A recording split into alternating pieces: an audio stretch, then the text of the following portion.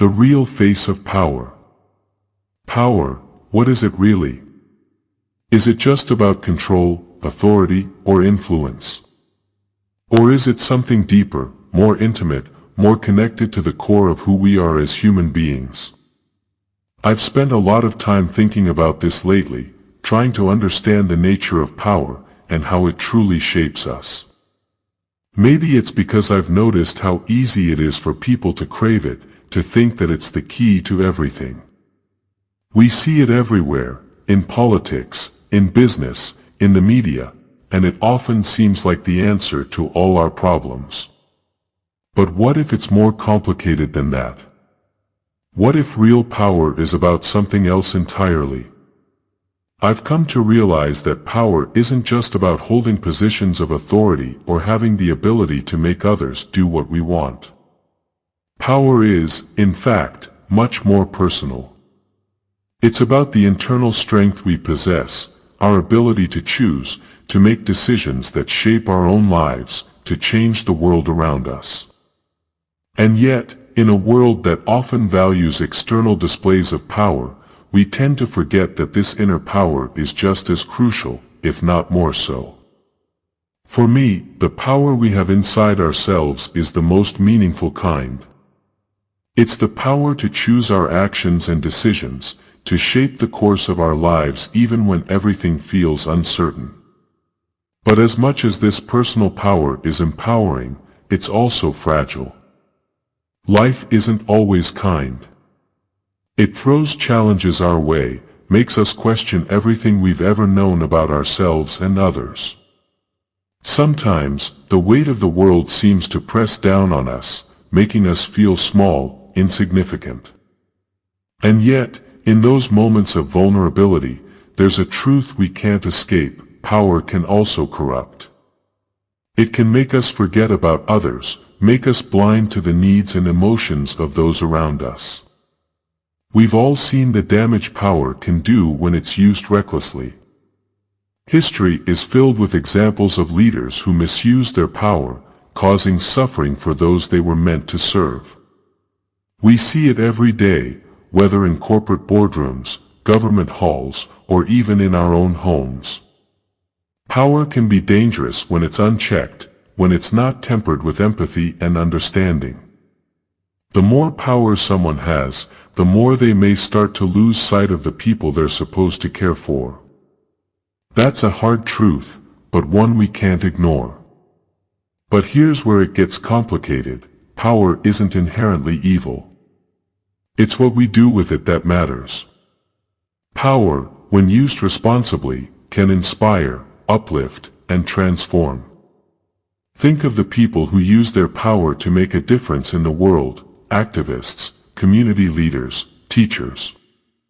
These are the people who use their influence not to control, but to help, to guide, to lift others up. They show us that true power isn't about dominating others, but about empowering them. And that's a lesson we can all learn. True power is found in the quiet moments. It's in the way we treat others when no one is looking. It's in the small, everyday acts of kindness and compassion that we extend to those around us. Power isn't just about grand gestures or fame, it's about the choice to be honest, to stand up for what's right, even when it's difficult, even when no one else seems to care. It's in the quiet decision to help someone, to show empathy, to listen with an open heart. But even in these moments, power isn't always easy. It comes with its own weight, its own set of fears. I've realized that those who hold power often feel the heaviest burden.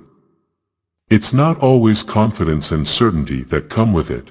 Sometimes it's doubt, it's the fear of making the wrong choice, of letting people down. Those in power are often the most vulnerable, the ones who carry the weight of their decisions, knowing they can't please everyone.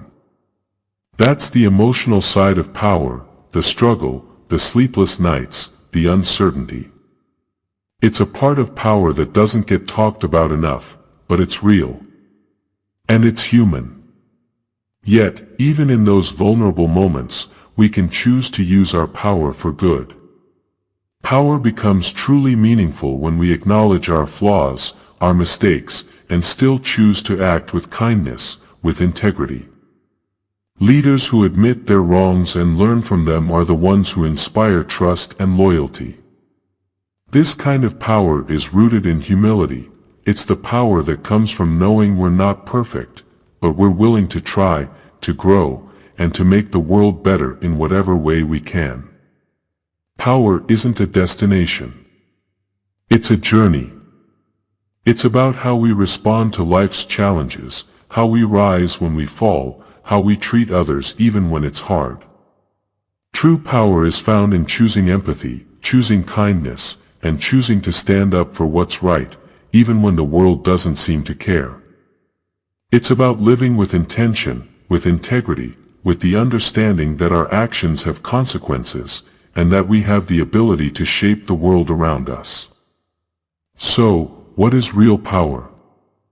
It's not in what we take from others, but in what we give. It's about using the influence we have to create change, to build a better world, to make the lives of others a little brighter. It's about choosing to be kind when we could be indifferent, to speak the truth when we could remain silent.